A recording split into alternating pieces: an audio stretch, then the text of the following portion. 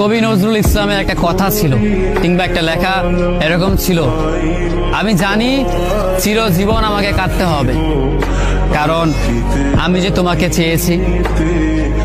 আসলেই আমি যে তাকে চেয়েছি এই জন্য আমাকে সারা জীবন কাটতে হবে, কারণ আমি তাকে কোনোদিন পাবো না, আর পাইনি বলেই আমার কান্না করতে হয়। তাকে আমি প্রচন্ড ভালোবাসি বলেই আমার কান্নাটা আসে, তাকে আমি আমার করে পাইনি বলেই আমার কষ্টটা হয়। কবি নজরুল ইসলামের লেখাটা খুব দারুণ ছিল। আসলেই তাকে পাইনি বলে আমাকে সারা জীবন কান্না করতে হবে।